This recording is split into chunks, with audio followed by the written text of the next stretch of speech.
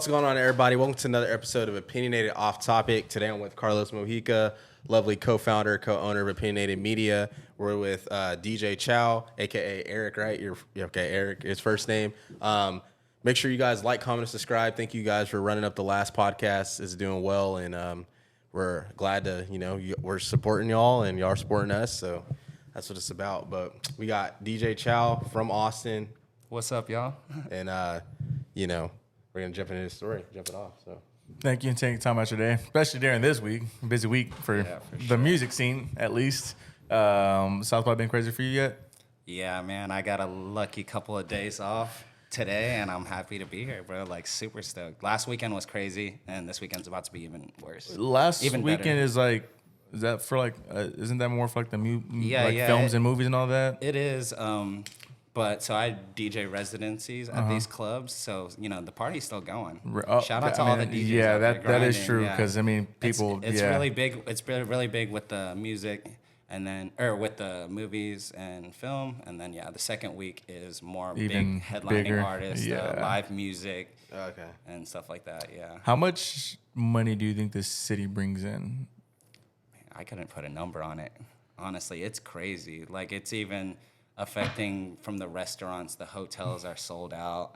The streets are literally blocked off, and there's traffic everywhere. It's nuts. Yeah, I heard people couldn't even park last weekend on West. Like, it was insane. It's crazy. Almost everybody between the two neighborhoods on Rainey where I DJ at and West 6th Street where I DJ at a lot, I could never move my car, no matter what time of the day. It could be 2 p.m., it could be 3, it could be 2 a.m.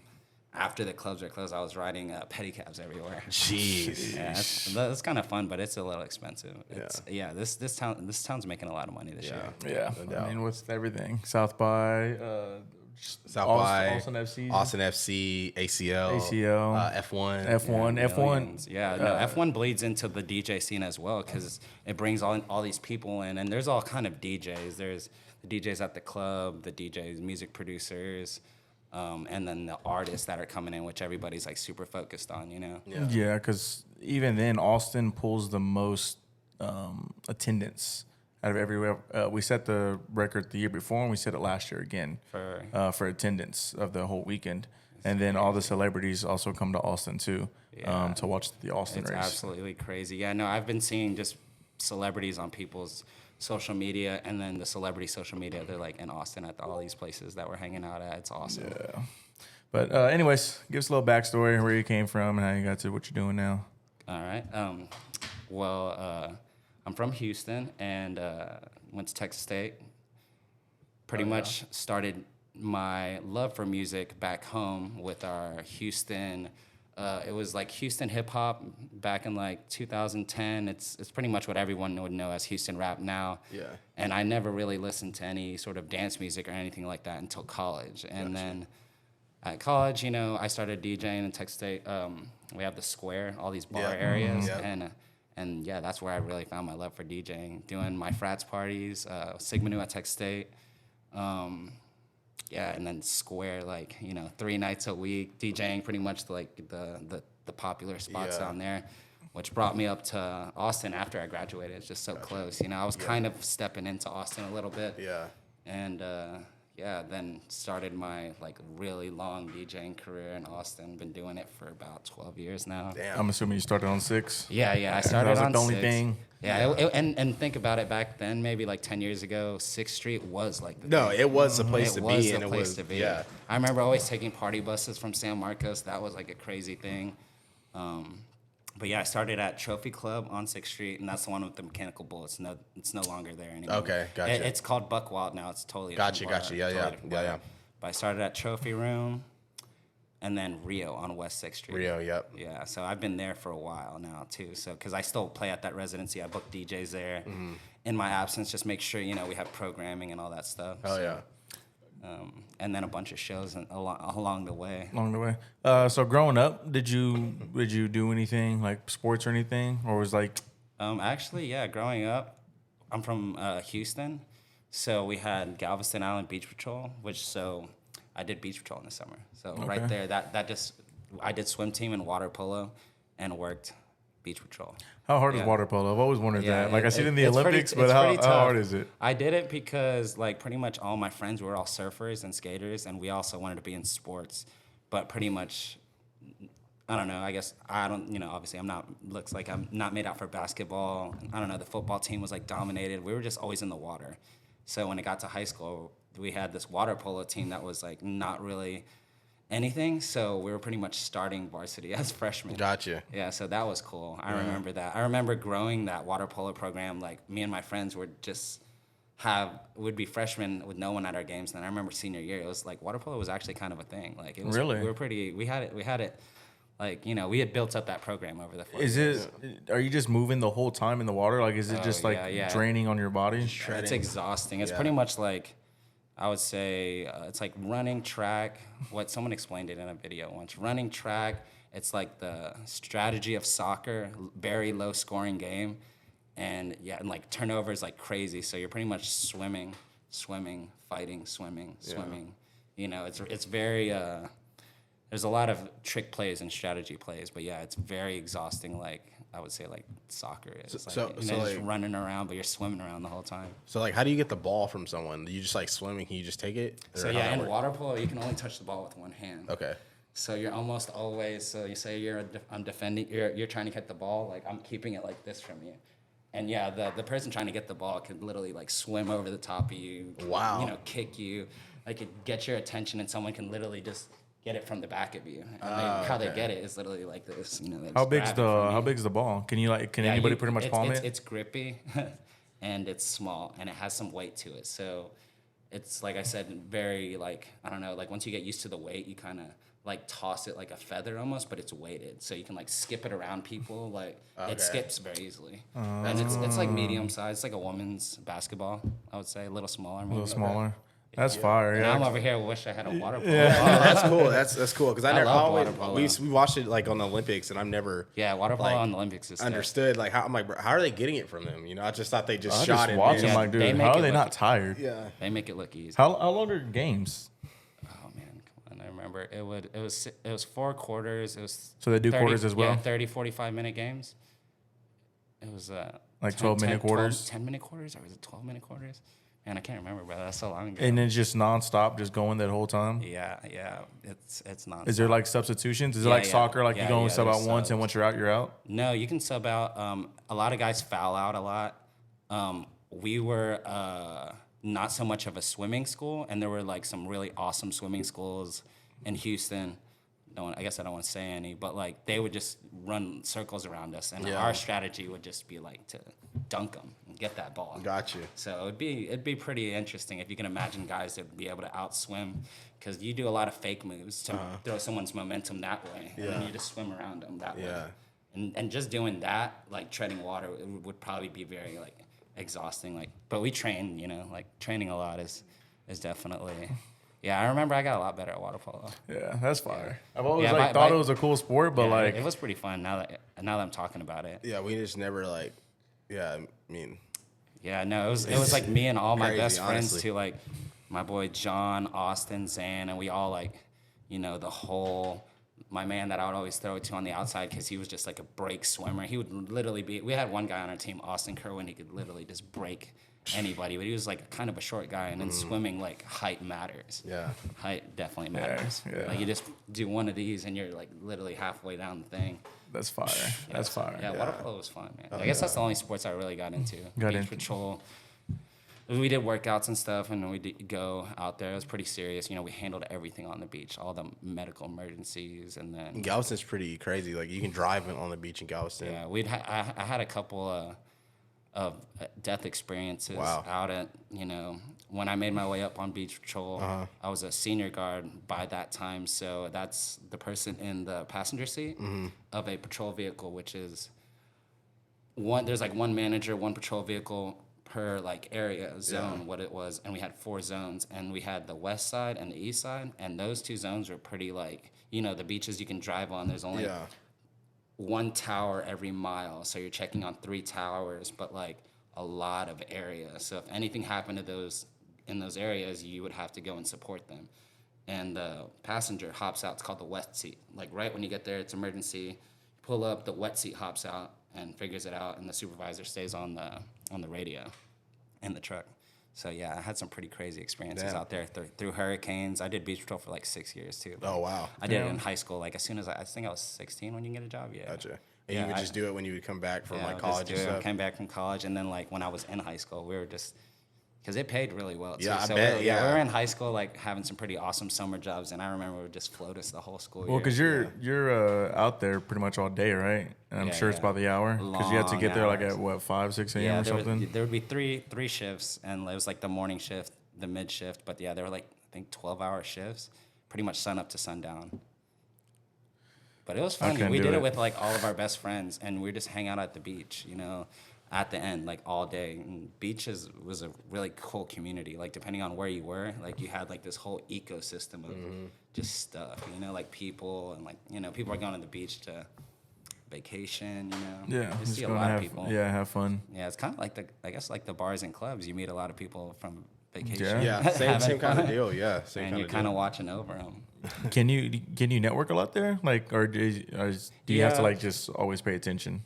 You have to always pay attention. Like as a lifeguard, you're definitely there for one reason. You know, one reason only. I kind of wasn't even thinking about that, like how big networking is now, and like and how like that worked. You know, when we were on beach patrol, we actually kind of like. All I seen was like 150 lifeguards all summer. Like when we got off, we were all eating together. Yeah, close knit. Yeah, we were all waking up at like 7 a.m. together, you know. Like each of these shifts had like 50 guards, you know. We do an hour workout before we go out to the tower. So it's not like we just go out there every day. Yeah, we would have like stuff to do beforehand, like some training and stuff like that. You just build camaraderie too. Yeah. Yeah, that's fire. Beach was crazy. So when did the whole music thing come in? Like, was music something that's always been a part of your life? Like, when did you notice that you had a different ear for it? Because not everybody could be a DJ. Because you kind of have to read the room first of all, and then know what songs to transition over. I know it goes like beats per minute, but you still have to pick like a good enough song to like it's definitely transition like, over to. We got real specific, but like to put that image for you. I said this once. It's like, say if you're on a train and you want to get over to another train, you got to get that train going up to the same speed to make it a clean jump, you know? Yeah. So that's what you're talking about with speed and beats per minute. But like whenever it comes to DJing, and I do open format, I also produce music in the style of like house music, EDM, dance. Club remix is mostly what I'm making for my club sets, you know? But like hip hop in Houston, I kind of forgot to mention, like my mom, when I was like really young, I wanted to be a drummer. Like I kind of knew already. I kind of knew. And I feel like it might have gotten suppressed a little bit because my mom put me through a bunch of like school to be a drummer. And then when I finally was like done with it, I was a little kid, I was like stuck reading music type drumming. And that's not really what I wanted. Yeah. You know, but I definitely like learned rhythm, like learned a lot of rhythm, and like learned how to read music and all that stuff. But yeah, no, DJing is something like completely different. You're reading and watching the crowd. You're pretty much orchestrating the vibe, seeing how what you play reacts and how they react, and then you can pick the next song. You might go to song A or song B, you know. But I try to never play the same music, because I play at these spots a lot, and a lot of times. The people that work there, you can tell what time of the shift it is by what song you're playing, and you don't mean to do that, but you already figured out a good way of the energy flow for the night, you know? Gotcha. So I'm always reading the crowd, analyzing, and then picking my song. Like, I actually don't DJ out of playlists or crates. That's good. I have a massive music library, and I have crates, but I pretty much just scan the crowd. I might be like, oh, notice you like dance to a old school Houston song. I might play another Southern rap song, or I might see some girls walk in. I'll play some girly music, but kind of try to mix it up so everybody's here to stay interested. Yeah. Go ahead. That just sounds super difficult, like, because we figure at least like most of the time, like you have like your set, and then you kind of like pick from the set a little bit, but like it sounds like you go in more of an organic, like I want to create an experience every time you're DJing for whoever's at that club. And definitely. What are like the challenges you've had with that of just kind of DJing in that style? I guess song requests. Yeah. Okay. But it kind of made me stronger. It definitely made me stronger. When I first started at Rio, we would host a lot of fraternity and sorority parties, and they're fun. Don't get me wrong. They're great. A lot of energy, a lot of networking through those parties, because those people graduate, just like I did, and then, music is going to be somewhere, It kind of just became networking and music. It came networking and music. But yeah, song requests are definitely probably one of the biggest things. But it made me stronger, like I was saying, because I was able to field these requests and filter them and act accordingly. And sometimes the requests help. Okay. Like they put me into something that a different demographic is listening to. So I have to give it like a chance. I have to filter it out. But some people can get like totally distracted, I guess. Yeah, because DJing is also technical, so you're like talking within yourself, making sure it's all clean coming out of the speakers. Gotcha. So, yeah, it's a lot of stuff, but I think it made me a better DJ. Song request. You take any requests, or is there you're like, yeah, I'll play it but never play it? Well, I can't tell my secrets then. For sure. Yeah, no. I definitely listen to all the song requests. Okay. I definitely don't play all of them, but I just try to I'll get to it, or I'll look if I have it. I really do think about if it's a good song, if it's a song. A lot of times people request a song that I am actually already about to play because the first song is leading that song. Yeah. Like they're like hearing this and then, oh wait, I want to hear that. And I was like, give me a second. I never was thought about was like mixing that. this. Yeah, I I never thought feel about like that's that. what good DJing should be. That happens a lot. Yeah. Like I'm playing Cardi B and someone says, "Can you play Glorilla?" Another female new rapper. Like I was already gonna play that. Or if I play one Cardi song and then another song or something similar like that. Yeah. What were you going to school for? Or what did you go to school for? Healthcare administration. Gotcha. So this whole all my love for music just kept coming. Okay. Yeah, I guess I couldn't tell you. I guess I started DJing my frat parties. Oh, because I was going to ask, how did that, how did you even get into that? Yeah, I got a deck for my frat parties. And then were you in a frat? Yeah, I was in a fraternity at Texas State, Sigma Nu. Yeah. Shout out to Texas State, Sigma Nu. So you got a deck from them? No, I got my own. Oh, you got your own? I actually had a deck, and then it was sitting around for the longest time. And then, we just put it to work, I got a deck just because, I don't know, I've always had a drum kit or just something. And that's when DJing kind of became cool, I guess, or more glamorized. It went digital from the vinyl around then, or a little before then, but it definitely so the consumer boards started coming out. The stuff that was cheap enough that you could buy. Yeah, all in a one couple mixers. $100. Yeah. Yeah, that's when I bought one of those. It was a Newmark NS7.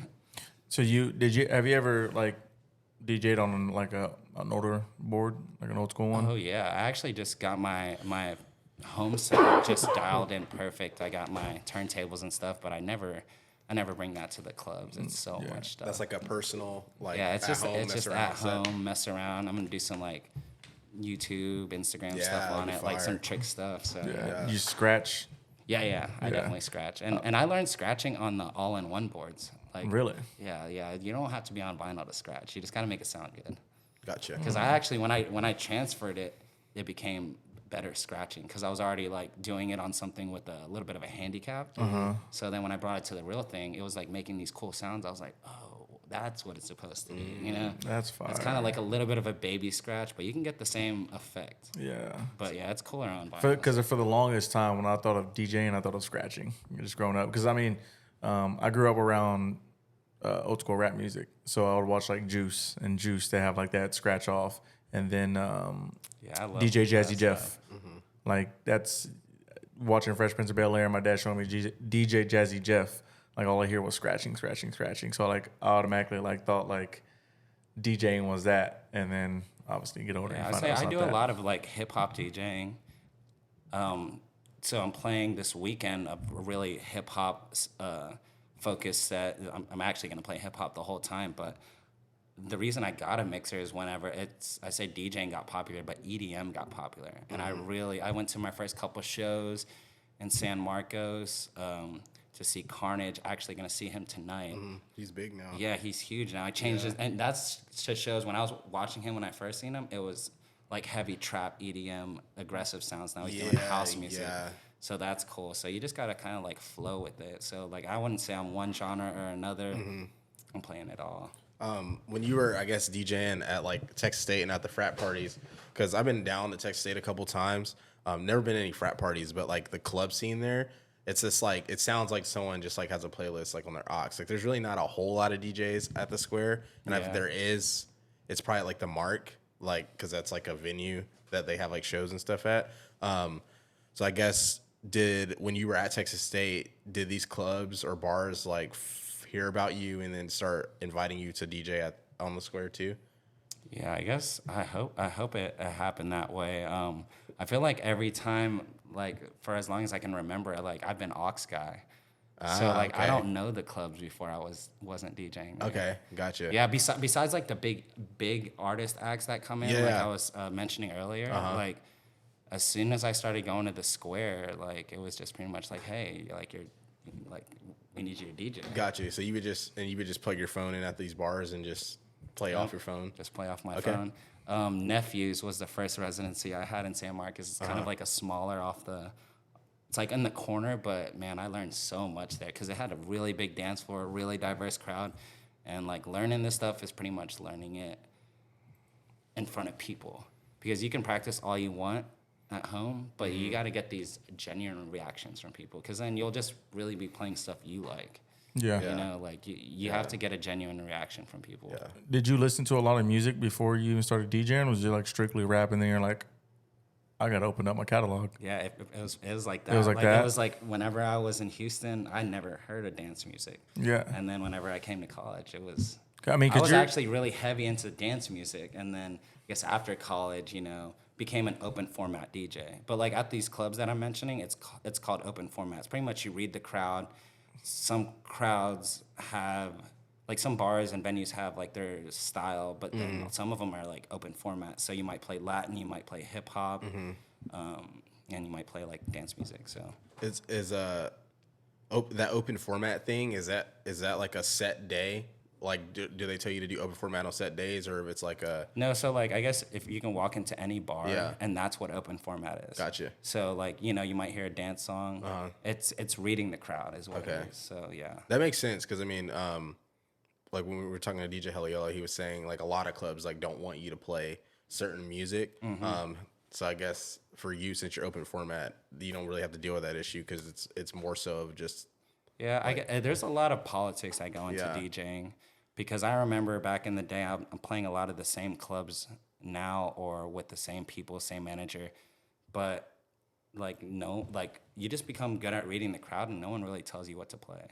Like, you know, you know if you're a good like artist, a good DJ, you shouldn't, you know, you shouldn't really be, I guess, getting bookings at clubs where they're, you know, telling you, you know, unless you're willing to do it. Yeah. You know?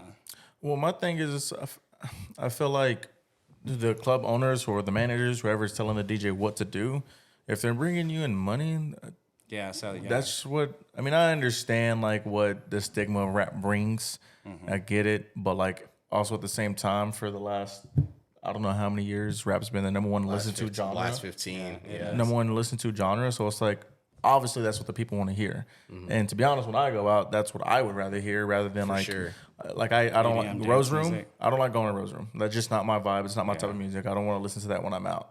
And I've been dealing with this problem a lot, actually. Now, I guess I understand the question more now. I've actually had a couple times where the owners are telling me stick to dance music, and I actually know the crowd. You know, I'm out there Thursday, Friday, Saturday, Sunday. So these people are regulars, a lot of them. Yeah. And the bottle guys, for sure. And I know exactly the type of night they want to have. And the manager's telling me one thing, you know, it's really... and it carries over to the workers, too, because it's like, if you're bartending, if you have good music on, you're going to be vibing with the music, and that just puts you in a better mood, and then you're just serving the people, and you, like, just work better. Yeah, I guess even in that situation... I feel like all my managers are going to watch this. I feel the managers' input just as much as I do the song request. And I try to make it the best night that makes everyone in the room happy, and even the manager. Got you. That makes a lot of sense. Yeah, like, so then you're like DJing with the manager's input, which it actually always makes it harder. Yeah. So like whenever I walk up to a set, like any of these nights, most of the time I'm reading the room and figuring out what I'm playing, how I'm starting the first 3 to 5 songs right there, right when I'm setting up. Because we're reading open formats, we're reading rooms. You know, some places are definitely different. You're walking in, it's already packed. There's a DJ before you. You got to keep that vibe, you know? What time do you usually go on? So I play a lot of 10 to 2 sets. But with South by, we have DJs like All day. All day, every day. I'm doing day sets, night sets, after hours. It's a lot. Yeah. But it's a lot of fun. I get to meet a lot of cool people and collaborate like crazy. Honestly, like, have so many collaborations as a DJ and artist. I don't think you can do it by yourself. Like, you can't. You have to have these collaborations with the manager, with artists, with promoters, with guys in the media, you know? Like, No, for sure. collaborating. That's definitely the name of the game now. So whenever I'm DJing, trying to throw a party, I really just collaborate everyone that's in the room at that time. Yeah. That's how I best could explain open format. Oh, yeah. Because you say you have a bunch of like girls in there, only girls, you know, then you can play a dance music set until more girls, or like until a different group comes in. So that's how I run my open. Do you think that I also don't want to get you in trouble here, but do you think that managers want you to play certain music so certain stuff doesn't happen? Because it's like you're the DJ and you've been doing it, what you said, 12 years now? Yeah. So like you know how to read vibes of different places, no matter where you're at, whatever club it is, because obviously each club is different and people go to certain clubs for certain reasons. But do you think that they tell you like, let's, I guess, roll back in and let's play some dance now, just because they like want to prevent stuff or they see stuff already happening? Yeah, definitely. That's actually the main reason they would. But I guess another reason they would is because, and then you should know this, I guess, because as a DJ, you're needing to do a lot of research on things, on crowds, on music, on the venue. So you should almost know that this is a dance music centric venue or hip hop centric venue, or a mix that sometimes you have to play dance music, even though you know, like, you should know these things before going into the situation. So I almost think it's never really that big of a surprise. And I guess, like you said, right now, the big thing is, you know, hip hop's so popular, and a lot of these dance music clubs that are, it's an image that like it wants to be a dance music club, but the people going there, you know, they want to hear hip hop or just even open format, just not electronic music or dance music back to back to back to back to back. I actually find myself, whenever I can really, like, my best experiences, my best reactions for the hip hop crowd are whenever I play a good amount of hip hop, and this is like a little bit into my brain, a little bit of hip hop, and then I play some hip hop dance remixes that I might have made, and then I will switch it up and throw in a full dance music track that you're actually vibing to, because I put those three in order like that. And then to hear hip hop right after that, your ears get like a relief. So it almost makes a song. It does make the song hit harder. Like, you get better reactions. Like, you're just like, whoa. And that's my favorite thing. I like to do, like, what's it called? Like, the dynamics of a set. Like, my set will be really slow and then go really up and then make you, you know, I want you to, like, party in every way. That's my favorite open format style. So then if I'm doing my job, like, that happened all in like a minute and 30 seconds. So there's no manager that's gonna be able to, hey, don't play that hip hop song, you know? Yeah. Like that. And then the crowd's like, whoa. You know, they're just like, they thought you were gonna play dance music and you switched it up, or vice versa. Yeah. It's about switching up the vibes. That's what I think. That's a good way that's to fire. explain that. Yeah. Because I mean, That's the science behind it, because for real. I've definitely like heard dance songs at the club, and then I'm like, oh man, and then like not like disappointed, but I'm just like, oh man, like I don't really want to hear that. But then it'll switch immediately, and club time is like so different from like obviously normal daytime. Because you're in a club, you're like, damn, I've only been in here for like 10, 20 minutes. You feel like you've been in there for like an hour. Yeah. Same bar for 45 minutes. So that's super interesting to hear. What is like, how do you prepare to DJ every night or whenever you DJ? Like, do you like get your energy up, or? I like to, you know, we're DJing at night. I don't really go out like afterwards, after my set. You know, unless it's a special occasion, I like to collaborate, like New Year's. I love getting together with all the other DJs. it's kind of like our little Olympics. We all throw a big party wherever we're at, and then we're hanging out at the after party. That's always fun. But just drink plenty of water. I like to get my workouts in right before I work out. It makes me kind of go in alive, okay, with more energy. Yeah, no, for sure. Yeah, that's if I can do that. Sometimes you can't do that. So. Are you strictly 10 to 2? No, but 10 to 2s is like the prime time set, I guess, for the DJ. It's the headlining set, unless you have an opener, that would be like, 8 to 10 or maybe, just earlier than midnight, and then yourself. But Sundays, I do, Tipsy Alchemist. We're DJing on Rainy. We have a good brunch party there. Me and my boy Demo Cobb, and we've been DJing together. That's probably one of my biggest collaborations. We've been DJing together since San Marcos. So that's fire. We have a couple parties. It's good chemistry. Yeah, no, we DJ on Sunday. We used to have our night, but now we're just doing our day. But Tipsy Alchemist, we have a 6-hour day party, and then we move it to like a night party. And we would just DJ every Sunday for 2 years together for like 12 hours, where we wouldn't even be talking, it'd be a loud booth. And he would know the song I'm about to pick, or he see me load up a song, and he's like, no, pick a higher energy because I knew you were going to play that one type thing. So there's a lot that goes into music if you want it to. You can be a DJ up there, like I said, that you know what time of the night it is. Or he switches from EDM to hip-hop at midnight all the time. And it's the same switch. It's from, this song to this song. Mm-hmm. Yeah, that's why I try to switch up my routine, keep it fresh. For sure. I feel like, too, like with regulars and like people that go out all the time and go to the same bars, that they'd hear the same thing, and they're just like, it's very easy to pick up on stuff like that, too. Yeah. Like I was saying, song A to song B, you could have your own like little trick. It could be like bum, bum, bum, and then you already know that dun, dun, dun, it's coming from the other song.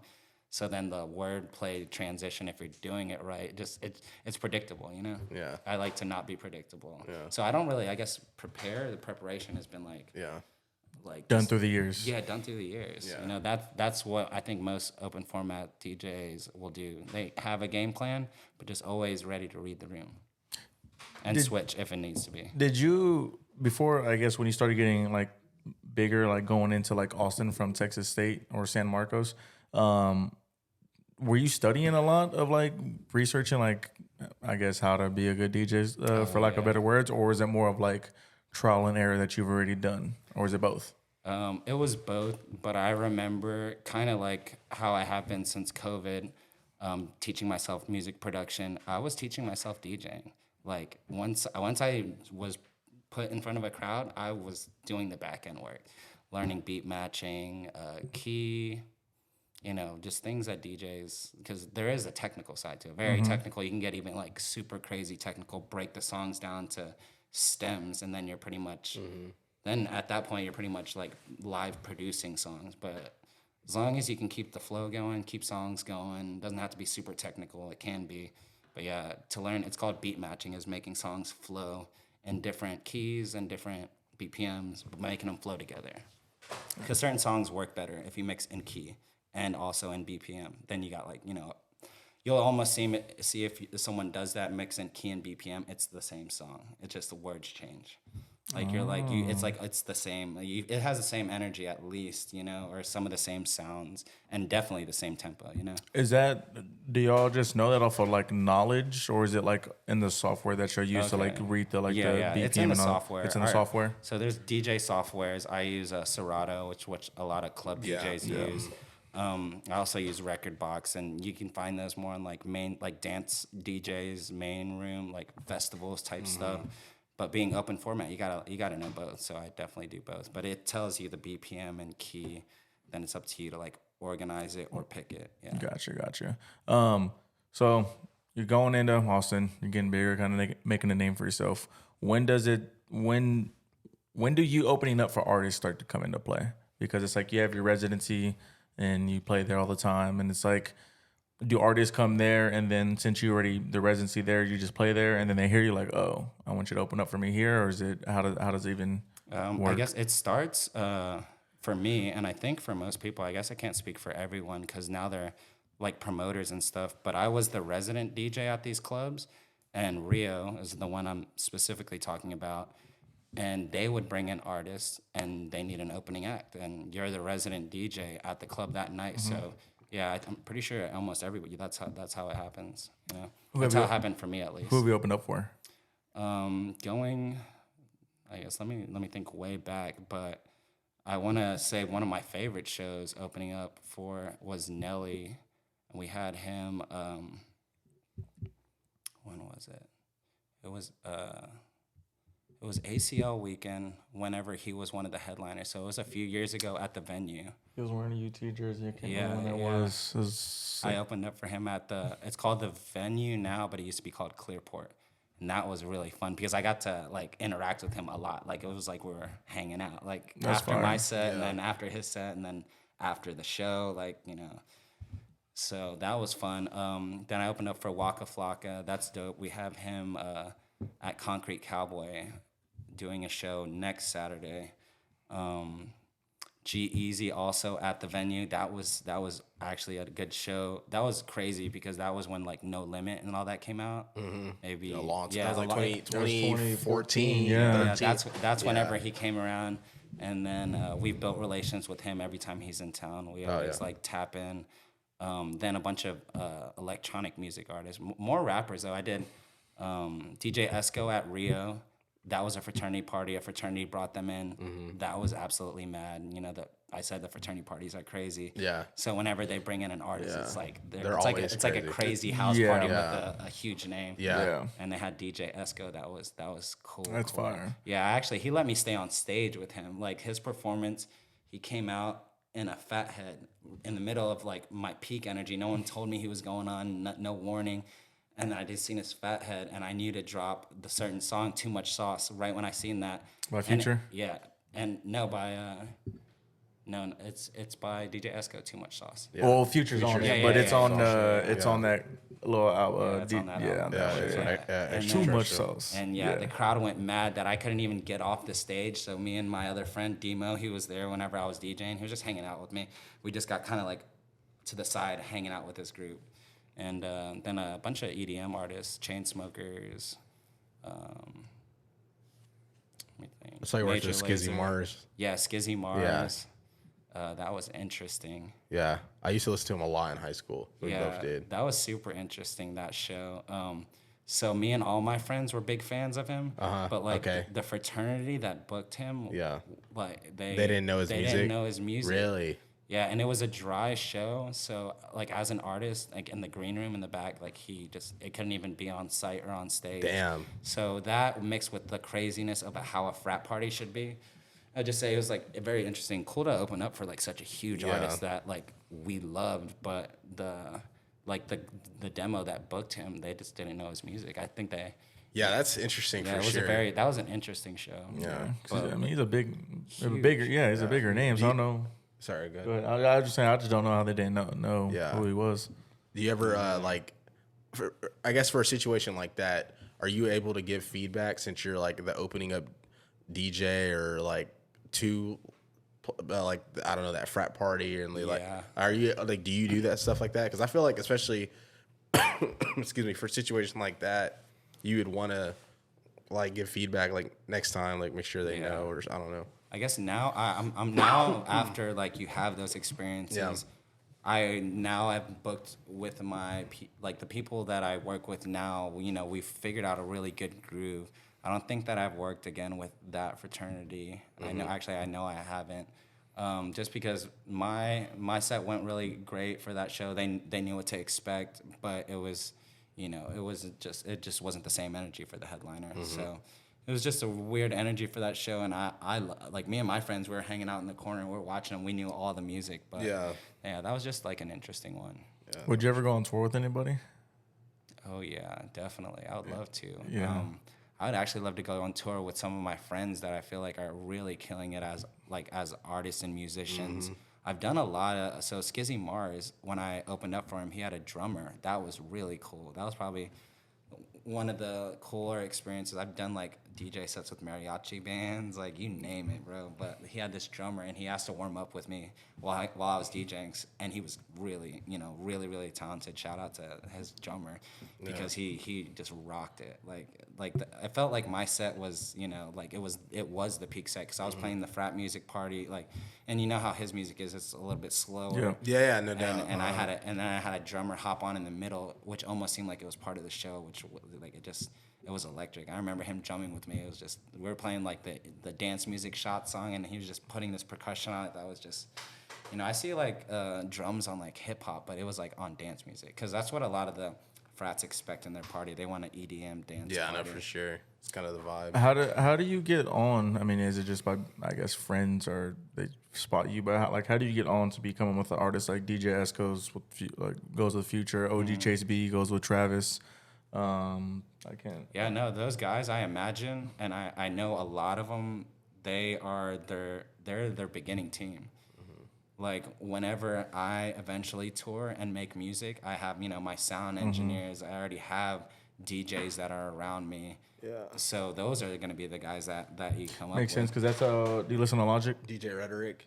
Yeah. That's how Rhetoric was with Logic. And just they came up together and.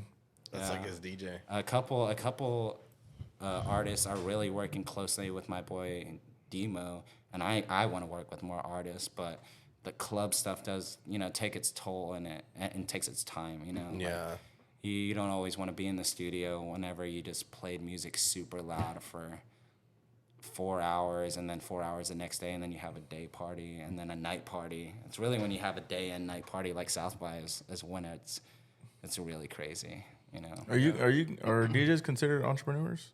Yeah. I have an LLC, and, you know, DJ Chow.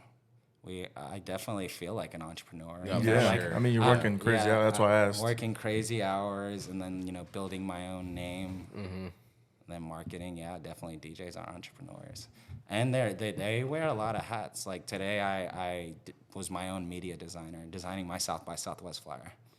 So if I don't have my people that I work with on Fiverr or have already built relationships with, then yeah, a lot of these hats I've already, you know, been wearing them for a while. sure. Like, I look at some of my older media stuff, I'm like, oh, that's not good. Bro, But yeah, I definitely gotten a lot better at I it. mean, that's just how it is. I'm sure the same thing with DJing. Like, you look back and like, that was not good. But it's the more you do it, just the better you get. It sticks. Yeah. Would you ever like leave Austin and DJ other places? Is that like something that's? Oh yeah. I don't see myself leaving Austin anytime soon. Like, to be a centralized anywhere. Yeah. Because like South by Southwest, I actually have friends coming in from all over the country, and I'm booking them shows here. I feel like Austin is one of the very few places, kind of like Vegas or maybe even more so, where there's all these venues where you can get work as a DJ, as a musician. Like, there's 15 of them lined up right next to each other, and then 10 on the other side of the street. And then there's other neighborhoods that have them. So I really like being a DJ and an artist here in Austin. I feel like is really where you kind of want to be, depending on the kind of music you want to see or do, you know. Yeah. What since you're tapped into the music side of it, what do you think the up and coming rap artists from Austin need to do to make the Austin scene more popular for rap? Because there's a lot of young talent out here, but There is. it's just such a like not a big enough market, I guess you could say. The rap scene in Austin, so where like it doesn't get recognized or it doesn't get played or nobody like pops off and goes and does big things. Not yet. I think Not yet. Yeah, I think the guys just need to kind of keep doing what they're doing. Someone popped into my head instantly. My boy GSME, King Savage, and he has been rapping for Austin, and now I'm listening to his music, and he actually, have y'all heard of any of his music? Okay, I'm gonna have to show y'all here afterwards, but he's a singer, rapper, and now he's doing a tour, and he has like an all acoustic rock band. And it sounds good. And now if I'm really listening to a sound from the years, you know, I don't want to say what he sounds like, but now he's created the sound which I think is an Austin rap sound. Interesting. Yeah. So, and I think you guys might like agree whenever y'all hear it. Okay. It's just different, unique sounds. Yeah, it's different and unique, but it like feels like Austin. and it feels and it's easy. It feels right, and he's figured that out like throughout. Because I've been listening to his music for like 3 or 4 years, so they just need to keep grinding. Yeah. Keep grinding because I mean, you can't give up. You can't. This is still the place like where there's a bunch of music, even though like maybe say let's dance music is prominent in the bar scenes, but it's still very prominent with hip hop. You know, like there are rappers out there. Demo's working with a buddy Tommy Gold, and he's been his DJ for a while. So I think I just need to keep grinding it out until, you know, I feel like maybe if one or two of like these rappers get out and like he's doing shows everywhere else, but I'm saying getting known somewhere, then it'll bring more attention to Austin, and then boom, it'll be like 2 or 3 of them. Like they'll go like a freshman class, you know, and bring attention to Austin for like the hip hop community. Yeah, because there's just, I mean, we've had a lot of young, talented artists on as well, and Yeah, no, definitely. it's just there's not enough buzz. I feel like around Austin for like the rap scene, so it just kind of hurts them. I feel like it's also because we have so much other scenes. Yeah. I just thought of this because we have so many other scenes. I guess like maybe like I play a ton of hip hop music. My Saturday night is gonna be a whole hip hop set. So there's definitely the people out there, but maybe they get overshadowed by like how much live music we have, or how you can find the dance clubs and like a bunch of DJs that just do dance music. Yeah, maybe just some like overshadowed, but like they get their little, because like you said, they're out here. You know, I have a few of them that are my friends. So if I would want to work with any artist, it'd be like one of these upcoming artists that I like their sound. You know, it doesn't matter like their popularity. I have to like their sound. Because that's what it starts off as, you know? Yep. And then on your Instagram, you have DJ / producer. When did the whole producing thing, because, I mean, you have artists as friends, you listen to music all the time, and you hear different music all the time. Yeah. When did the whole producing side come into play? And then how long did it take to, like, learn it?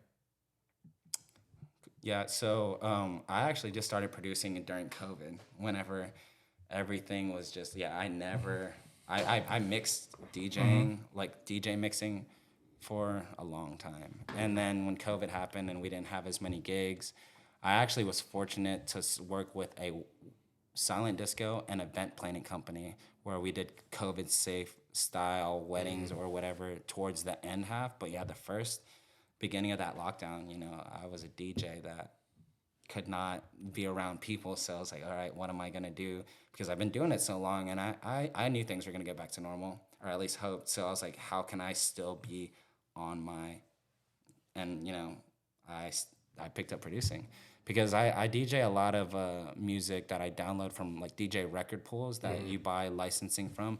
And I've grown to notice these are just, you know, DJs and producers in other cities with other ideas and other sounds. And as I'm mixing them, I'm also making my own sound out of their 2 sounds. I might use his drums and his vocals, or this drop and this intro, you know. And I'm like, okay, well, let me start figuring this out. And yeah, I pretty much like did boot camp with that.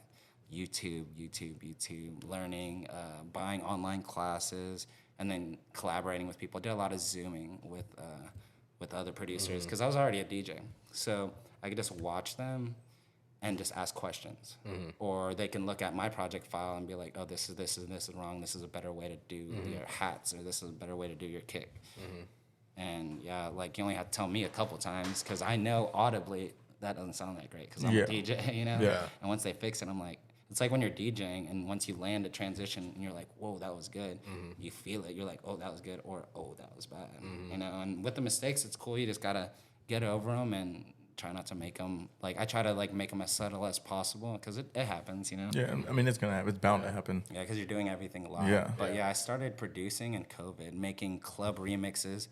And it's funny how we're kind of talking about, like, how hip-hop and dance music are, like, I guess, fighting for people's attention right now. Yeah. That was my first thing. I was getting hip-hop songs, a lot of Houston songs, a lot of just, you know, even any hip-hop songs, and then finding some dance music that I would go with. Throw with it. So yeah, that's how I was doing these edits of dance music hip-hop songs.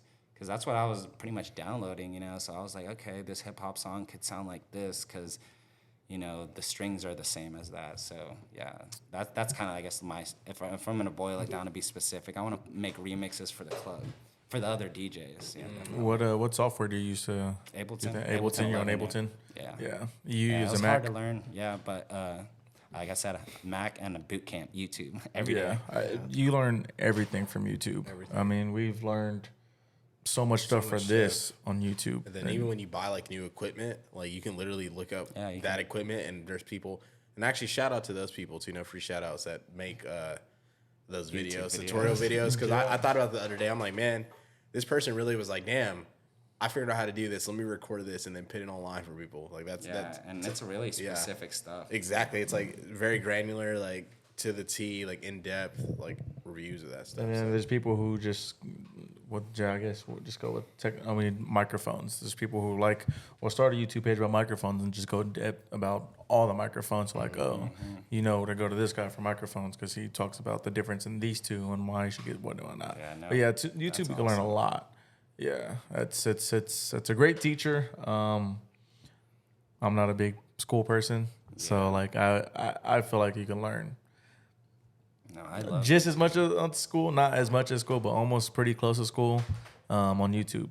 Yeah, well, I think one thing you learn in school is like the relationships and learn how to like maneuver them. Yeah. Because as a DJ, you're, and even just in one venue, you're talking to lights, sound, promoter, bartender, manager, and security. Because they're, I feel like security and DJs work mostly hand in hand, the most together.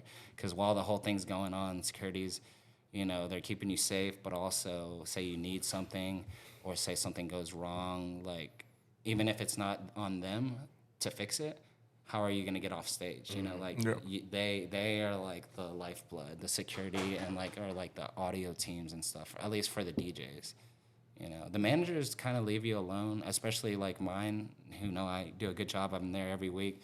I get there and, I'm there to do my job and I know how to do it best, They put in some input sometimes, but dude, security. Shout out to them security guys, man, down in the trenches, holding it down, so the show can run. So this is my homie J Dot. He's one of the club killer guys from Pennsylvania, and he came down here to play. And this is his merch, and I was like, I forgot I had it on. That's fire. Yeah. Oh yeah. Yeah, he's so for him to play over there as many shows as I do, he's literally. Yeah, after our DJ set at Rio, he went to Pennsylvania. Like, he started making, the drive to Pennsylvania. Oh, shit. And, stayed in Dallas because he had to get back for a gig. Yeah, his drives are very, very thought out. And, almost always he's packing, over there on the East Coast and playing in, 4-hour, 8-hour drives, 4-hour drives, 3-hour drives. Yeah, so to, make it make sense. So he's going to, on the way back, I'm going to hit all these. No, he's literally going like this. Oh, he's I got you. He's everywhere. That's actually what DJing is. So all these other if I was at my level, I feel like I don't want to say it like that, but if I was playing the same type of clubs, but say I was in a city that only had one, I would be so I've played in Dallas. I play there in Frisco sometimes. I flew. I guess Dallas is the only place. Padre, we drove. Driving gigs are not fun. You have to you have to go there and set up and do it, and then you have to travel back. So I always say you get paid for traveling, and then you do the DJing for fun. But I'm over here just DJing. So I don't know. That's why I wouldn't want to leave Austin. How do you? I guess do you just have to market yourself at that point? Because how do you go from state to state to state? Yeah, you have to. Some people are getting with the brands, but the DJs.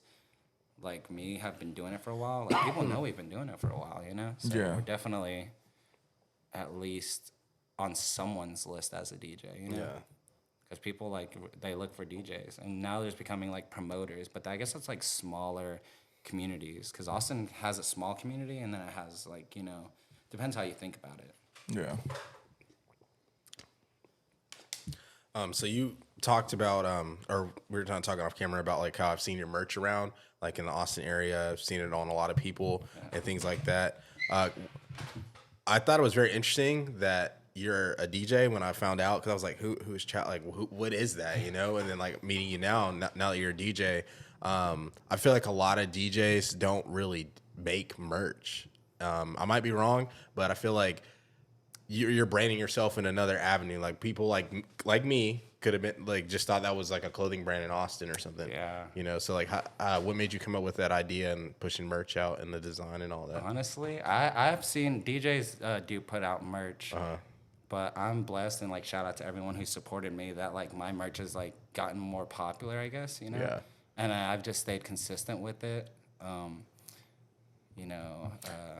I mean, your merch is simple and clean, so Yeah, that's what like makes it easier to like resonate with people. It just happened naturally. Like it's a good vibe, and as a logo, as a DJ, you know, I was needing to make a logo, and I guess not all DJs have logos. You know, there's like producers, but it's like an insignia, you know, and I just wanted to.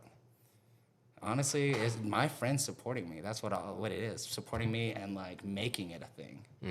Yeah. Like y'all said, you've seen it worn on somebody, but like they were wearing it, you know? Yeah. So I guess all DJs really do, at some level, market themselves, you know?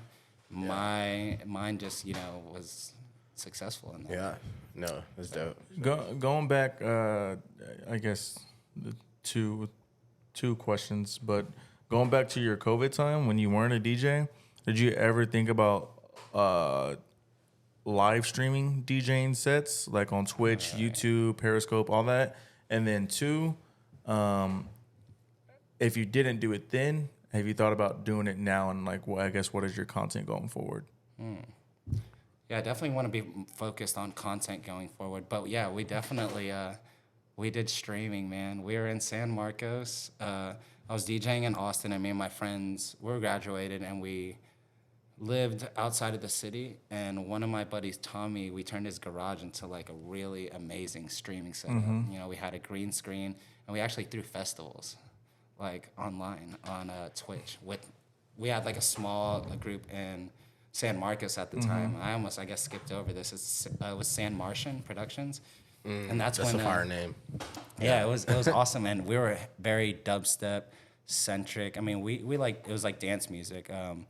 Riff Raff came one time, so we did do some hip hop stuff. But yeah, I guess if you could describe those times, a lot more trap influenced, heavier sound music, but EDM dance music at the same time. So yeah, Sam Martian. Yeah, but you live streamed on Twitch during COVID. Yeah. We had festivals. I'm sorry, I don't know if I said that, but yeah, we had a festival where me and all my friends were, you know, we just had different time slots on streaming, and That's pretty dope. Yeah. And, what was that experience like? Promoted it, and it was awesome because I don't know if I could say this. I see my friends, you know, like whatever. we were COVID safe and all that, but we got to see our friends. We got to see each other in my homie's garage. Yeah. And then my friends, I feel like that's when I guess things took off online because everybody had to be more focused with an instant type service. I guess since we've came back, I need to get back on that. Were y'all pulling a lot of views? Not like a crazy amount, but like locally it felt awesome, you know, because we had it was like a college town, you know, like, and then we had a production entertainment company, I guess you'd so to say. Yeah. What's dope too is with stuff like that. Yeah, with stuff like that, you can, like, someone that has like a nice speaker can like pull up Twitch on their TV, hook it up to the nice speaker, and it literally sounds like you're at the club. Turn it up, you know? Literally. So actually, during this COVID time, we did throw my friend threw what was it? What festival? It was Tomorrowland. It was a Tomorrowland watch party at his house, where in the garage we had all the local DJs just playing on the CDJs, and it was all like neon, and it was cool. And we did a silent disco stage, watching one of the Tomorrowland stages in the backyard with like tents and stuff. Super cool. Yeah, that's and then dope. in the like living room, we had the main stage with like club lights and club speakers. Like we threw a that's cool fire. Party, Yeah. And it was Tomorrowland we were streaming, so it was that. That was fun. Yeah, that's fire. Do you plan on doing that going forward? No, I guess we were kind of forced to do that because of COVID. You don't want to do it again? No, probably not online, but there's definitely going to be something online coming, you know? Yeah. There's a ton of spaces maybe where we're just like I said, right now I'm focused on my music and my production kind of. Yeah. And there's got to be a place for that to go besides just that like to my crowds, you know? Yeah, that's what I say, like just posting it on YouTube. Like we have a friend that produces, and he has like almost 20,000 subs, and he just posts his beats on there. So it's like crazy how like stuff can grow. People hear a beat, and then you could even get reached out or contacted by other artists that are like DJs that became artists, like Skrillex and all those people, and do sets at some point. Yeah, no, I'm probably gonna sub to your boy. I'm like, what kind of beats does he make? He makes like a bunch of like just everything, but he makes mainly like rap and trap beats. But his name's Real Chance Beats. 183 Real Chance, something like that. But I'm gonna have to check that out. yeah, we'll. I want to see how other guys are doing it. Yeah. You know, I guess would say it sounds like he's like at a pretty big level now with all those. He was like a subs. top seller in Texas on BeatStars, which is like the I wonder how long he's been doing that. forever. He's been doing beats for when we're in high school. Since He we was were, doing like, beats. yeah. His like sophomore year is like kind of when he started doing awesome. it. Yeah. Yeah. See, that's why the DJing for me, I get to get put in all these rooms because we were there in the beginning, you know. But yeah, definitely through DJing has like my ear for the music grown, not just to play it, but to make it. Yeah. To make my own thing. Yeah, because I know going back to Twitch, and you said you want to do it. I know that you can do. You can record a preset thing, you DJing, and you can live stream it on Twitch. Like you can record it yourself, and then you can leave, go to the club. But you can also you're recording, you can put it on Twitch, and it's live, and then people can come and view it. Really? Yeah. I did not know you could do that. I need to get back. The into only Twitch. thing that I don't know how well it'll work is you can't if people sub to you, you can't think subs. So I don't know if they'll eventually figure out it's just the recording. But if somebody sub to you, you can be pause the music real quick, thank you whoever, and then start playing the music and jam out and whatnot. But I know you can do pre-recordings on the Twitch. I actually just hatched up a really cool idea right now. I need to be bringing Twitch to my DJ sets because I don't have time to, and that's one reason I didn't say I don't want to do it, but I didn't specify, my bad. There's no live crowd there to give me a reaction, you know. That's I know there's a chat and stuff, but if I can DJ in front of people, I will. Yeah. But then I just was like, wait, why can't I bring Twitch to the people? Yeah, and you can even have I think moderators too in the chat. You're busy, and you can have them talking to people in there too. And at the same time, it's The community just even talking to each other. they say they live in, I don't know, Oregon, and they come to take a trip to Austin. It's oh, wow, I wonder what, they already know what clubs you're at. And oh, wow, I'm going to go to that club because I know he's the DJ there. I'm they can come up to me. You're hey, I found you from Twitch or I'm actually whatever. super hopeful for this idea. I'm Twitch right now. Because the internet too, because Sorry to cut you off, but you can do more than, I don't know what the software is called. I can't remember, but you can do it to where it streams out to everything: so all YouTube, three. Twitch, Periscope, and whatever, 'cause all when the we said other that, platforms I are. remember. TikTok Live and YouTube Live. You Do can, all of them at you once? can do all of them at once. Yeah, Okay, I gotta look into that. Yeah, there's so many things that are helping us nowadays as artists,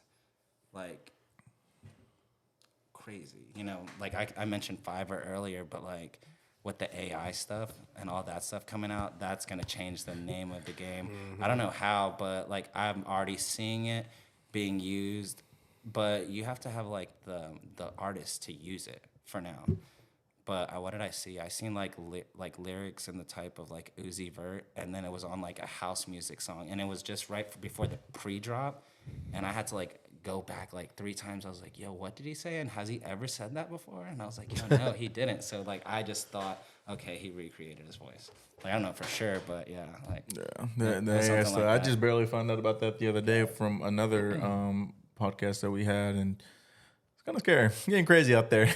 yeah, insane. Yeah, no, it's wild. Yeah, dude, Chat JBT. I actually had a homie earlier. You know, I told him I was gonna be on the podcast, and he shot me instantly, the most detailed talking points as to be if you were questioned or if you're talking about being a DJ entrepreneur. Yeah, that's that crazy. was the one thing he shows. I didn't know. I saw it on Twitter, but I was I don't even know what this is. I've never downloaded it. But then the guy that has it, he showed me, you just say whatever you want, and then it'll just write however long you want. If you want 500 characters, or write 500 characters. He did ours, for example, Opinionated Podcast. And wrote out a podcast. Yeah, well, it wrote out what we're Like about. an intro, basically. Yeah.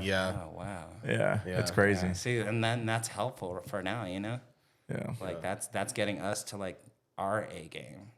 But how far will Exactly. There's got to be a cap to it in a way, because this company on TikTok sold $7,000 worth of products because they used Joe Rogan's. Because you can, the AI now, you can do people's voices. So you can type something out or speak into it, and then it'll just translate that into whoever voice you Oh, want. and they made money? Yeah, They made so money. they basically said like they basically acted as Joe Rogan endorsed this product or whatever. Like Joe Rogan's endorsing this product and his following is massive, so like they were able to move some units because of that. So it's like stuff like that, like because then it becomes like people's tampering and like they were even in like court now. Like you can make up a phone call, like. But there's ways to figure that out too. But then there's ways to like figure out to like make it human. It's crazy. Like because there's a website to see if it's chat if students in school use chat GPT or whatever it's called to like write their papers, and the professor will put it in and it would say like 93% AI. But there's another website that students can go to that you'll put that in and it'll change lettering and the way it's worded, and it'll say 93% human wrote. Wow. Yeah. It's wild. Dang, that already sounds like they have the back end figured out. It's like, wild. What's going on? crazy. Yeah, it's wild. I got two more things. Do you have anything else you want to? I had one, but you ask. Let me see what comes back to. Okay. One, just off, easy one. Goals for this year that you want to do for yourself or your company? I guess you are your company. Yeah. Well, I have a manager, and then I have people that I work with, like for bookings. So I guess you could say, I have a team. But goals, we're trying to make some really good headway on music.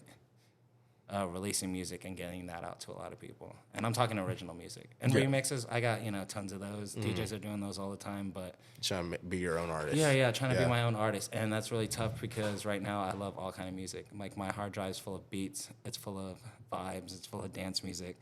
So you want to be like a marshmallow, so to say? Is that like I'm definitely going to figure out my own thing. I don't even know what that looks like. But right now, like...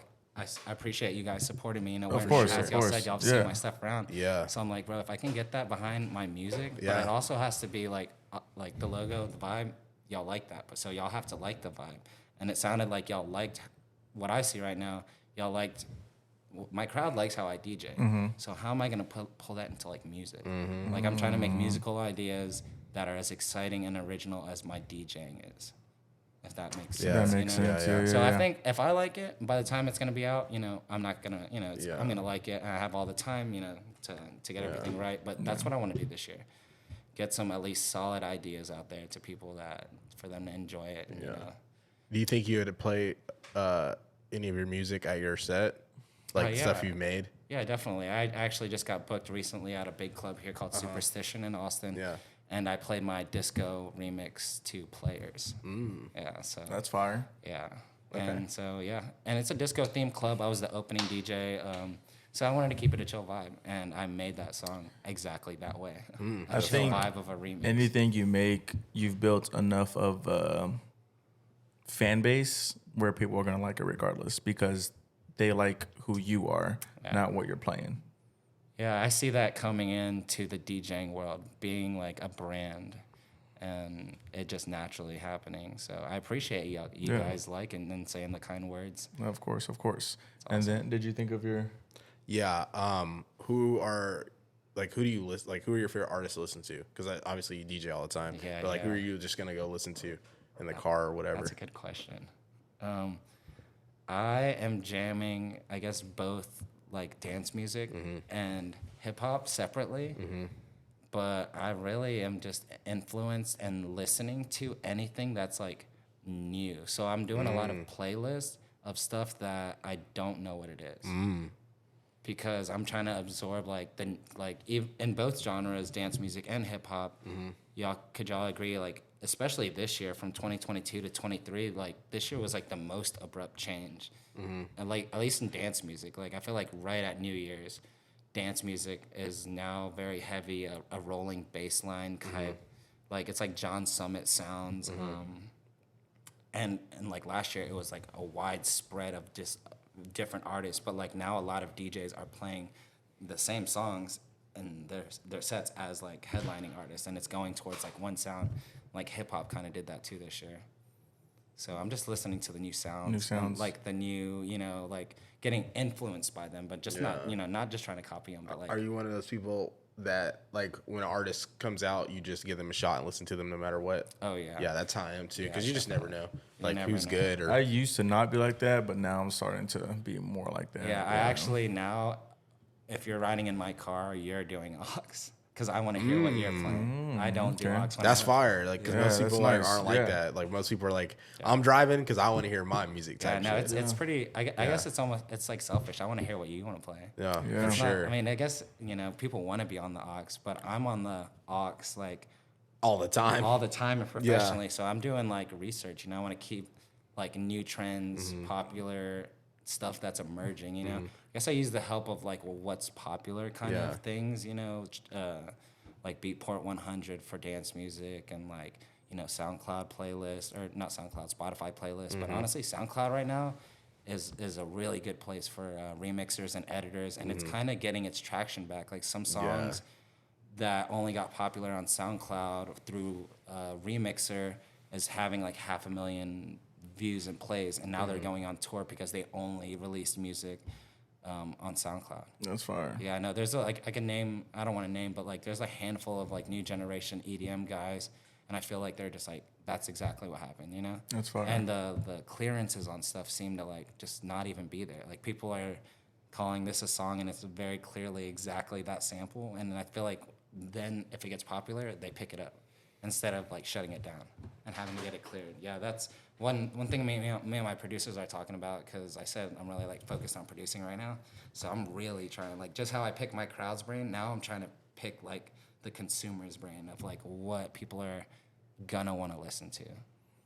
Because people are already listening and stuff to listen to right now, like it's for already sure. there. There's one artist that we have been putting people on You to. gotta put me on. I don't know if you heard him or not, but he does also have like a unique sound. He has like his own. He's not rap, but he's not country, and then it's like a weird. R&B. It's like a weird mix. R&B's coming back. But his name's Mike. Yeah. It's Mike with a period. Mike period. He used to go by Mike Stud. Yeah. But now he's Mike period. Oh man. So Mike Stud used to make rap. Yeah, I Yeah. remember Mike Stud. Yeah. That's him. Mike makes like, it's not even he's like his own. I would say it's like his own genre, because like it's not like alternative. It's rap, but it's not rap. But like there's I don't know. Listen to that on the way out of here. The album we tell everybody listen to The Highs. Yeah, that's his last He listens to them project. more than I do. You could probably give some singles to listen to. Yeah, but the highs. I mean, I'm sorry. Like Up Again. Like, I mean, I'm a little biased, but I dead ass like when he makes a bad song, it's not like bad. It's just okay to me. But like he really like, in my opinion, doesn't make bad songs because all his music just makes you feel good. It's just like feel good. Like I'm not gonna good lie. sounding I'll music. still play Mike Studs randomly if something calls for it. yeah. Like if there's somebody in the crowd that I think would resonate, I'm definitely playing a Mike Stud song. So I'm interested to hear like and that's somebody It's his who's rebrand. rebranded, Yeah, exactly. So his like, it's never, that's I'm not that I'm not a big fan. I'm not a big fan of him. I don't listen to him like that. But his album The Highs, I'll probably rank that forever in my lifetime, like a top probably 5 album for me, just because it's structured so well. Yeah, it's and really good. I don't skip a song, and that's very rare for me. Yeah, like I don't skip a you can song, play it all the and way there's through. different types of moods on that one album. Yeah, and this is exactly why I ask people what they listen Yeah, to. The Highs Yeah. by Mike. That's Let's awesome. do it You just on said your top way. 5. That's Yeah. great. Yeah, no, for Really sure. helpful. He's good. It's really good. it's great. Yeah. Yeah, that's awesome. Let's do it on your way to the show you're going I'm to. excited for that. Yeah. I'm excited. But last thing for me, we'll go 3. Who are 3 artists that you would want to DJ on tour with of any genre? And then who are if you know any other clubs, but who are 3 clubs you want to DJ at? It could be like Dre is at like Las Vegas type thing. Okay. The 3 artists. Let's see. That's a tough one. Just because I am super open format, but right now I would want to open up for, let's see, Lil Wayne. And I'm just saying that because I seen he did like an LA show where he literally played like all the like classics, and I'm like, let's make that a tour. That's got to go everywhere. everyone's got to see that one more again. And that'd be a fire concert. like, All the Lil Wayne classics. Yeah, no, it was actually crazy because I seen it on TikTok and I was like, yo, like I seen like through someone's phone him performing like a milli. Yeah. And I was like, yo, when is the last time that's happened? Yeah. And then these kids, they were rocking it, and I had to go look at the discography. I was like, bro, that came out so long ago, but it's still relevant. Like, Yeah. And they did it only in LA. And maybe they did it somewhere else, but I didn't see it. But yeah, there's no tour or anything. Then I'm really into Hugel. I mentioned him before, like in another podcast, but I'm getting a lot of influence. He's a Latin house producer. And if you know him, you know him. It's definitely a certain kind of vibe. It's pretty much like what dance music is in like Miami, Puerto Rico. I don't know if he comes from Cuba, Puerto Rico, but yeah. And so I'm half Puerto Rican too. So I just love the vocals. If you listen to this artist, the vocals are made to almost be an instrument. They're very percussive. Like as you can imagine, like even like cumbia and like reggaeton, it's like they're like percussive language. It's like ba ba ba ba ba, you know. It's very syllable. And hearing that in house music, just a vibe. Yeah, Bad Bunny has this one song where it's like it's off the new album. I gotta show it to you, but it's like a house music. Like it's, Bad Bunny. He's like a really he's good making song. like a dance. Like I've heard some of his music, and I was like, that's a dance song. Like that's an EDM song. Yeah, like, exactly. I was like, whoa, and that's a style of like Latin house that I guess love when I make like the vibe of it. I'm like, yo, that's good. I love a lot of vibes, but that's a very good vibe. Like I like that vibe. And like I have a ton of like Bad Bunny remixes that I play in the club, and people go nuts. Like they're just like, because they love the Bad Bunny, and then they're over here like, what, you know? Yeah. And they're just not used to it. It's that mixture, because it's like it's not even like an EDM or dance song at that point. It's like a party song. Yeah. It's like shots, you know? Like it's just getting two crowds like to be able to like the same vibe, you know? Yeah, facts. Because he plays a lot of like EDM or like EDC, like he's touring and does like festivals. So it's his music's really cool. Damn, and I guess I got one more. Yeah. And third would probably be like an old school EDM favorite, Dylan Francis, but I would want to play with him like when he was making Moonbaton music. It's like 100 BPM dance music, and it just sounds like a party. It like to like mouth it out, just be like bum bum bum bum bum bum. It's like Major Lazer, 105 BPM, and it really like how he would mix it together. Maybe I was biased because I was liking it then, but it was it was a rager at those. Those are the reasons that I want to be a DJ, like, and producer. Like those guys influence me. If the beat, I feel like for people, if the beat sounds good and can get you moving, then it's everybody's gonna like it just because it can get you moving.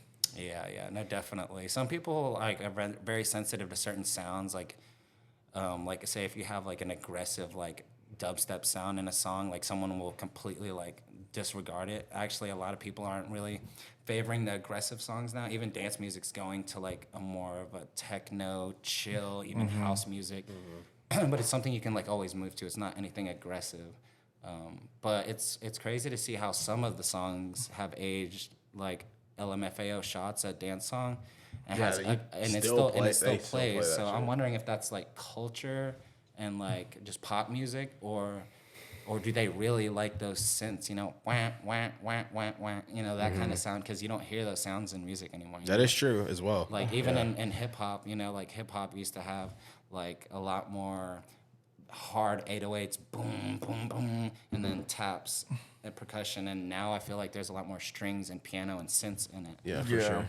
So I just like to see it evolve. It evolves, it changes, goes back to original. Then like you hear like a new rapper with like a 90s sample or 90s drum kit or whatever, and you're like, damn, that sounds good. Or there's new rappers that they start making their music and it's with that sound. So yeah, I love seeing my social media that's like producer TikTok or producer Instagram, and it will tell me like this song, it would be like sampled to the 90s, and you're like, oh, that's cool. And then that person sampled it from the 50s, and you're like, oh, that's cool. And then that person literally sampled it from like the 20s, like the first time music ever came out.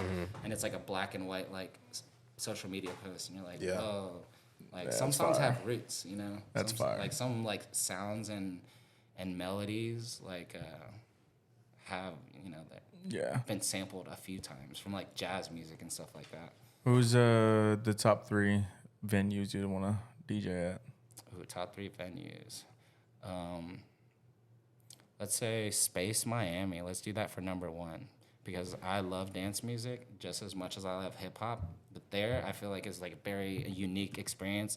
They're like open from the morning to like the afternoon, and like DJs there, like the DJ I'm gonna see tonight, Gordo, do like 9-hour, 12-hour like super marathon like EDM house sets, and you gotta have a dedicated crowd for that. And then I'd like to play. I guess I want to play dance music venues. I want to play ADC Orlando with some of my own music, but that's gonna look the way I want it to. You know? Like I feel like there's been different artists over time popping into EDC, not just being like a whole dance set. Like Thug coming on, or whoever I'm gonna come up with coming on and playing their song. So. Definitely EDC festival because I can only think of festivals. Like I want to be in front of that many people, Yep. And let's say like I want to get my presence more out on the Gold Coast. I want to be out in California more because I have a lot of friends over there that have moved there from Texas and set down their roots. So I probably want to play at one of their venues and start getting my name out there just like how it is here in Texas. Yeah. Is there like a Mecca club for DJs? They're kind of like Mecca areas, obviously LA, but or not LA, Las Vegas, Miami. And I mean, I guess in LA as a DJ, I know they have clubs out there, and I know they have DJs that run those clubs. But it's so close to Vegas, maybe it's competing with like how. Yeah. But yeah, like the DJs in Vegas, they're killing it, and they're in their own ecosystem as well, So, but the place that we're all hearing about them from is Vegas. Yeah. So maybe the guys in California have heard me, maybe they haven't, but I want to, definitely. Do you think you hear the people from Vegas just because it's Vegas, or are they like, Vegas have like the top we're DJs? Online, like Club Killers, for instance, like it's a group out of Las Vegas, and so I had my boy J Dot. This is his merch. He's one of the Club Killers guys, and he came down. I booked him for South by. Yeah. And then we all took a DJ group photo, and like we interact online, so they know of us, but maybe aren't booking us because we're booking them. We're doing so much here in Austin. Do DJs have like their own like MySpace, Facebook like type thing? Nah, just social media. No, social media. Yeah, and like a lot of us are on Discords, and like, but I think that's like producers. Like we have our Discord groups, so we talk about drums and basses and stuff like that. I'm not in any DJ discourses though, but we're just like pretty much on social media. I'm seeing some DJs going on YouTube now doing more long form stuff, and I think that's cool. But like we were talking about earlier, Twitch, I feel like I want to bring an audience to my that'd be fire. local sets. Yeah, and I feel like it's a super unique idea. So definitely so unique. Act on it. I'm quick. Got to. Such a good idea. Yeah. And during South by, like I'm pretty sure I'm gonna start this weekend. Yeah. Why not? Yeah. Yeah. Why not? Yeah. I already know a couple venues that that's already set up to stream. I'm like, okay, we just need to put that on the booth. Yeah. But if not, I can bring this stuff. Yeah, it's gonna be cool. But unfortunately, all things gotta come to an end. Yeah. But I can talk hours and hours and hours. Thank y'all for having me. I had fun. It's always fun learning new things. Like just hearing like how intricate you do your things. So that was dope, and you have a real science behind it. So I think that's what separates you from your DJing versus others. And it also seems like you care about your craft and the people that are out there. And I feel like that's very important. You don't just go on there and plug a USB in or have a set already made. You care who's out there, and you're gonna cater to who's out there. So I think that's fire. Yeah, thank you, man. I appreciate that. I feel I'm glad that you recognize that. I feel like that's kind of the smiley face too, because we try to have good vibes. Like our thing is we're having a party, and like also I'm nothing without all the collaborators, all the other DJs. Because how many times did I mention sampling other artists, because all music is recycled. Yep. So yeah, shout out to all the collaborators that helped me, and like all the people that I look forward to working with too. Thank you guys for having me. Of course. Thank you. It's dope, and excited to work together with you, especially like we got some merch coming, so we might have to talk and do some collabs and stuff too. Definitely, bro. And hopefully you guys will see me on Twitch. You know. Yeah, no doubt. But before we hit this off, do you have anything for us or any shout outs you want to give? Well, thank you guys for having me and, you know, repping the merch and the kind words. Of course. Shout out to everyone who's supported me. I appreciate y'all. And, you know, I hope y'all enjoyed this. And see y'all at my DJ sets for the good vibes. Yes, sir. And your resident, for everybody that's in Austin, Texas, where your residency's at? And if you come visit, where can they find you? You can find me at Tipsy Alchemist, Concrete Cowboy, Play, and Rio Rooftop. Well, Rio, it's a rooftop club. We have 2 floors, but so I'm changing up where I'm at because we move it around. But I put my schedule on my social media. Social medias, all right. Yeah, on my Instagram. Yeah. If you want to have a good time, go check him out. Go to his clubs. Hey, you're gonna have a great time. You heard he was. He cares about y'all, man. Go show him some love. But that'll do it from boys over here at Opinionated. We'll catch y'all guys next time. Peace.